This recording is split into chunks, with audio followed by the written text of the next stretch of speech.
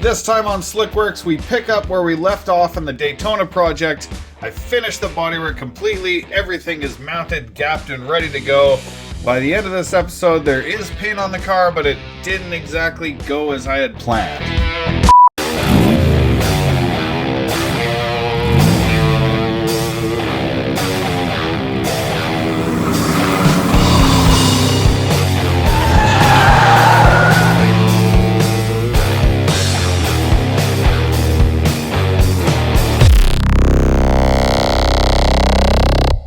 Alright, so I just ground through all the gel coat so that I got exposed fiberglass fibers to get proper adhesion with my panel bond.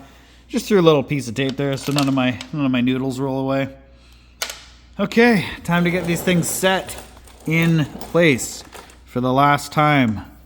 So one thing about fiberglass kit cars, this one is a great example of it, is everything sort of fits, like stuff kind of fits when you go to put it together. Whoever initially installed the headlight brackets or drilled the holes for the rivets anyways did a really terrible job.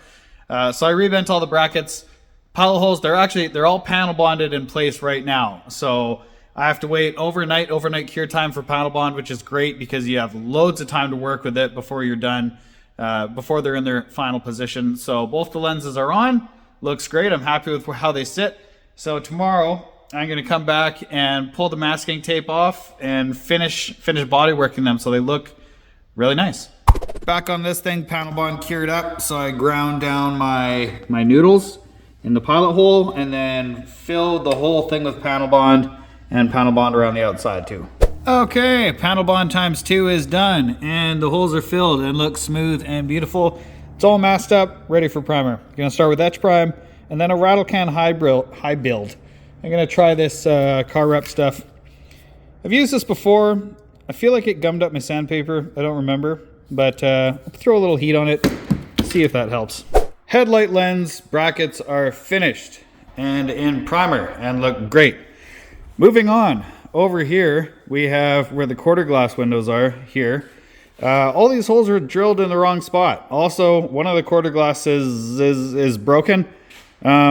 So we're gonna fill the holes up and just ignore that. Yeah, moving on. We don't need those in there. And it seems like a common problem with these weird quarter glass pieces because there's like many photos of Factory 5 Daytonas that they've just left them out. So that's what we're gonna do.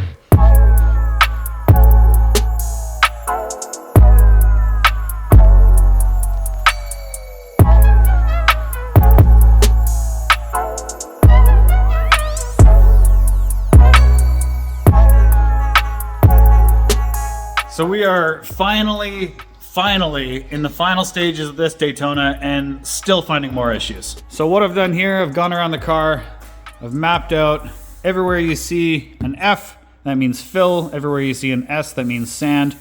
That's just pinholes that I think will either have to be filled or sanded out. Sand and fill, anywhere that there's a green stripe of tape, that is a big job that has turned up. Here is the joys of working on fiberglass cars. So what initially started off as just a little pinhole, I pressed on it with my finger and it felt really soft. So I start picking away at it and sure enough, yep, big air bubble in the mold, so that's all going to be fully ground out.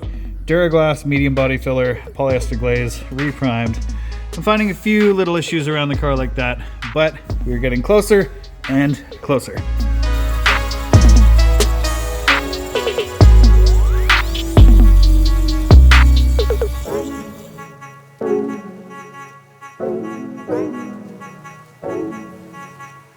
$2,000 years later.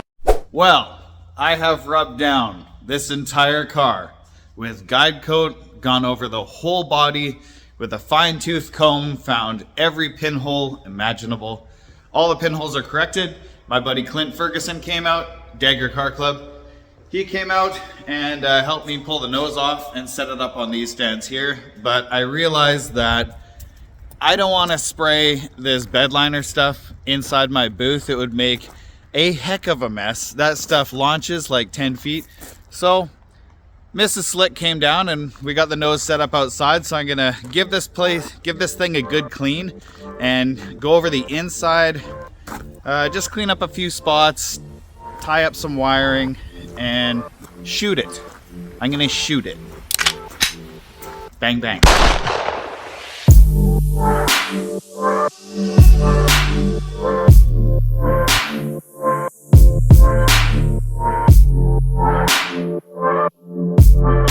Okay, Raptor bedliner kit. Time to crack this thing open.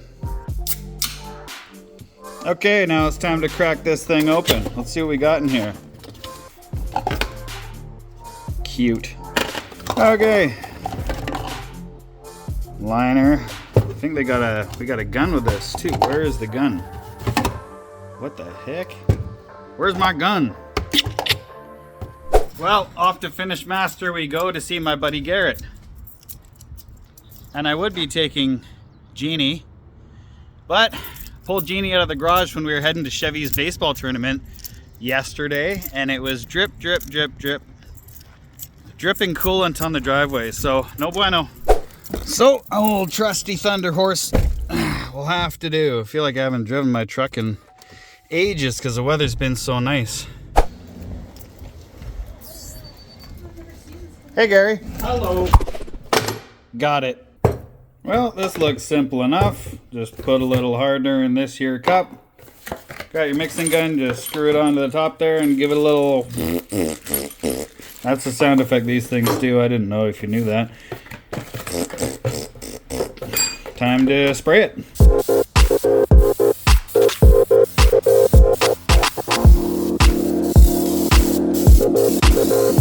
And here it is. You ready for this, guys? You ready for this? Oh, all the panel deformation and all the flaws are now hidden, and that looks beautiful. Little piece of cotton on there. Can I get that? Whoop. I'll wait till it cures before I pull that off. But look how sweet this is. Amazing. Okay, I'm gonna unmask it, because if I don't unmask it, this stuff is catalyzed, so it is as tough as bedliner. I mean, that's what it is, bedliner. So you gotta unmask it while it is fresh. So I'm gonna go ahead and do that. Okay, nose of the Daytona is fully cured up and looks beautiful. I've got my old man on the way today. He's gonna help me put the nose on to the car, but before we do that, we're gonna set it up outside of the booth, because my guy who I hired to help me out with this didn't really do a good job of sanding this thing. So we're gonna give it a quick buzz down on the underside of the nose with 600, and yeah, we'll be ready to get back on the car and get this thing in paint. Also, the color that we're going with, Ford's Ruby Red, is a tri-coat color. So you lay down like a red, and then you suspend a red candy in a clear base coat and then shoot that. But my buddy Garrett at Finish Master, he says, I have an option where it gives the same effect, but it's a base coat, clear coat, instead of a base coat, pearl coat, or candy coat, and then clear coat. Doesn't make sense to me, but check out this color. Would you look at that? That is absolutely stunning. Yeah, so we're gonna do a spray out with this today and just double check, make sure the owner of the car is happy, and go from there.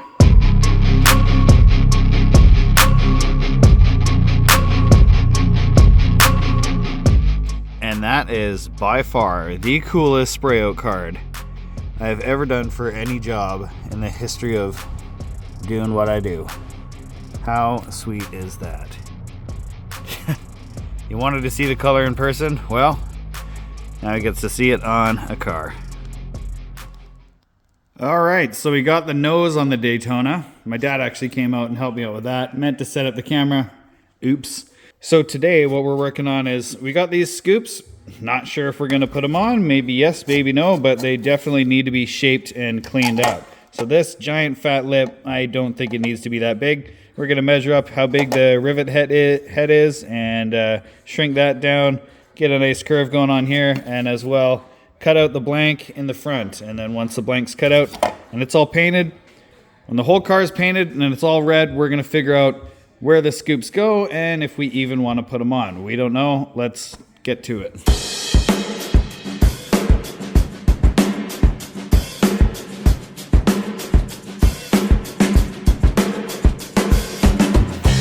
So this is what we're working with now.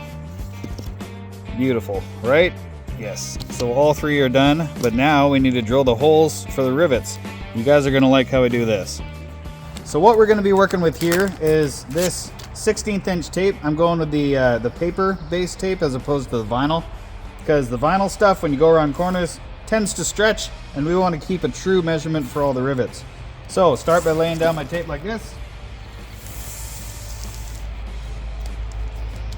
And I've decided on 3/4 inch spacing for the rivets. I think that would look pretty good with this job. So now I just make my dots here.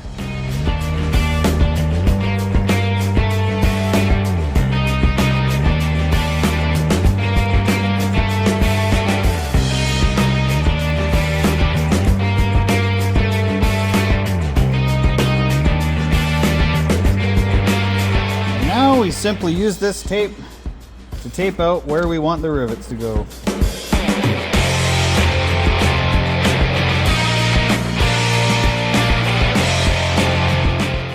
And there it is, guys. So we have perfectly spaced rivet spacing, and for areas where there is a bit of a crossover and not enough space, I just threw a piece of tape in between, so we won't be using those dots. We'll just be using that one in the middle. Next one will be these here.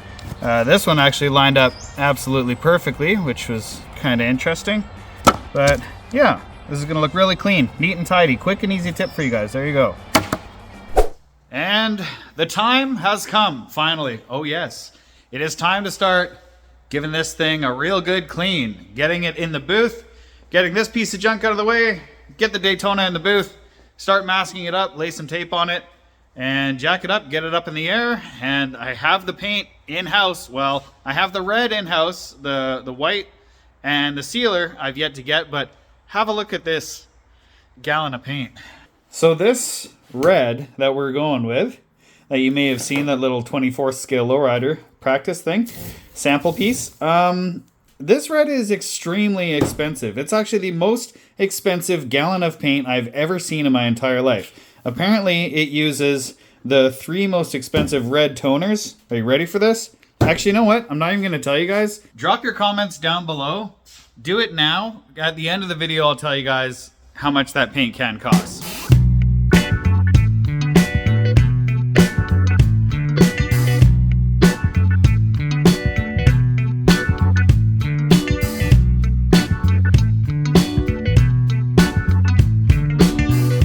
All right, and those are done and look beautiful, and they're ready for primer. Excellent.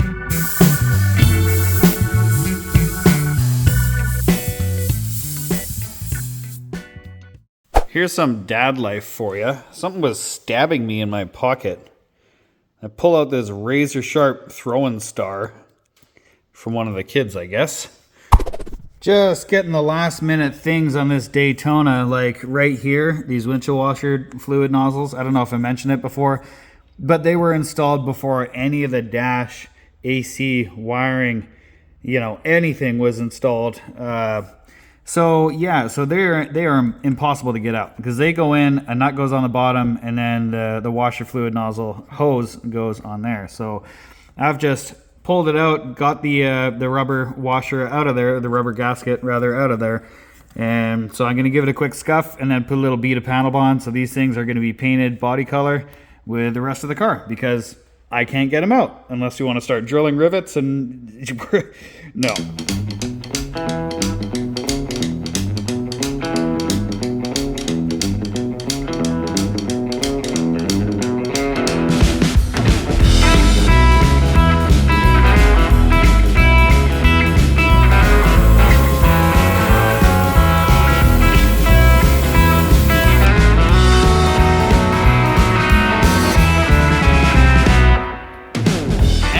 With those scoops finished, primed, sanded out in 600, those are ready to paint.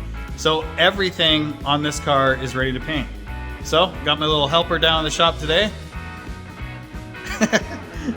And we're gonna get this car cleaned up, unmasked, and ready to go in the booth.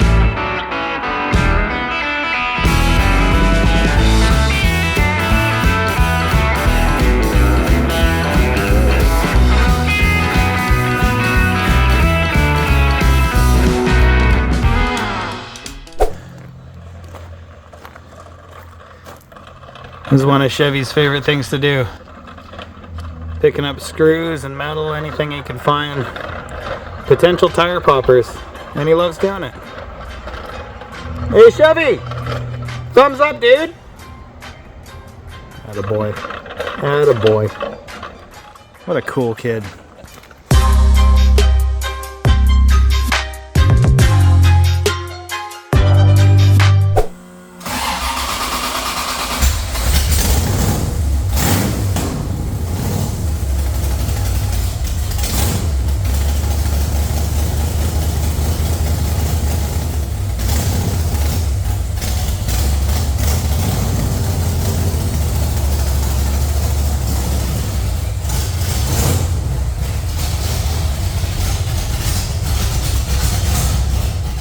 I want to share a little story with you guys.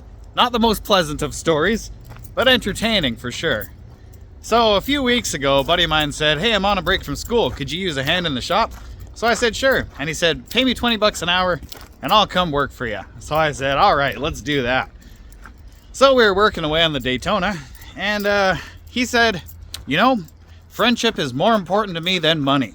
So I know sometimes I'm here 11:30 to 4:30. But you know, we're friends, so we chat, and sometimes we stop and talk and or hang out after work and stuff. So I said, I'll write down 5 hours, no matter how long I'm here. So I said, well, yeah, I mean, sure, you know, all good, man. So when the work was completed, he sends me a message on Facebook Messenger, and he says, here are my hours. And he's got 5.5, 5.5, 5.5, and 3.25, or 3.75. And even that 3.75, I wrote down when he got here and when he left, and it was 3.25. So I was like, okay. So I sent him a message, you know, you're going back on your word, but that's okay. I guess I'll pay you what you asked for. And then he gets defensive. I'm not going back on my word. I'm just giving you my hours. Well, you said 5 hours. All right, whatever. Grown man, by the way. So I said, well, I mean, you're going back on what you said. And you know what he says to me? Pay me what you think I'm worth. What kind of childish, manipulative, bovine excrement is that? So you know what I did? I paid him the exact hours that he sent me. And that was the end of it. But here's the kicker. It was over $20. Okay? So throughout my life of growing my YouTube channel, my businesses and everything, anybody who's dropped a little bit of encouragement or built me up or helped me out in any way without expecting anything in return, if SlickWorks was to get 5 million or 10 million subscribers, you guys would come with me, man. You guys would be coming to the cheap car demolition derbies or the SlickWorks burnout contest or the car show on the front field or stuff like that. But to strike your name off of that list over $20? Man, some people's kids. And what's frustrating for me is I paid him to sand out this whole car in 600 grit, and I've basically had to redo everything. And I've found pinholes and deformations in the fiberglass, and you know, yeah, very disappointing. But maybe I'm just overreacting. I don't know. What do you guys think? Comment down below. Tell me, Slick, you're overreacting. It's really not that big of a deal. Or comment SW for slimy weasel, if you guys think that was a slimy weasel move. And finally, for everybody else who chooses to live a life of integrity, thank you guys, and I hope God blesses you with whatever you want out of this world. Yeah.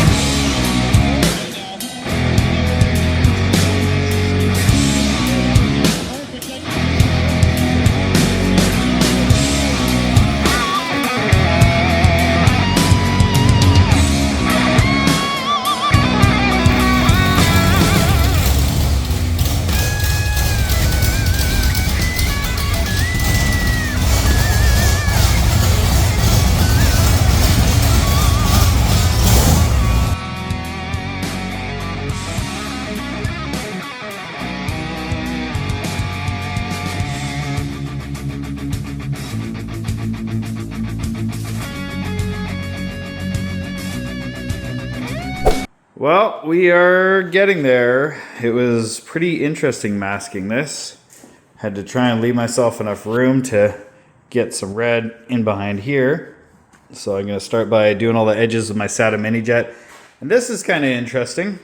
Kind of interesting, right? Because I decided, this is a little bonus for the owner. We weren't planning on doing this, but I figured it's the right thing to do. Because we were going to cut it right here and then just blow in some European gravel guards, some of that nice rubberized black stuff. But we're going to carry the color as far in as we can. And then wherever, I mean, I could still hit it with my gun in here, but wherever it doesn't quite reach, that's where we're going to start cutting the gravel guard. But yeah, masking this thing off is going well. It's getting pretty late. It's 10 p.m. Getting a little tired, but my goal is to have this thing fully masked off tonight so that tomorrow I will come in and I will shoot it. Okay, so the car is fully bagged up and ready to shoot, but there is one thing that I want to share with you guys. Just a little quick tip for you. And this is a tip that whether you've been painting for years or you're a first timer, this may be new to you. So you see here in the corners, I have all the tape balled up right there on every edge, front and rear. Well, there is a purpose to that. So do that, and just when you think you have enough tape on there, double it. Why? Because as we're painting, we're gonna have our airline, we're gonna be walking around the car, and where's the airline gonna be dragging? Right on those areas right there. So we want that nice and strong so that it doesn't rip and let any leakers through. Also, stuff like this, wiring for the third brake light, or the indicators rather, I've got that hanging off the ceiling. So now I have to fab up some rods to hold the doors so that I could hang them properly, and then cleaning and painting. Well guys, today is the day and I am so stoked. I'm getting some paint on this car and it's a perfect day. It's cool, it's not beating down the sun, I can open up the windows, maximum flash time, perfect day to paint a car. It may have been a perfect day for a paint job, but things don't always perfectly go to plan.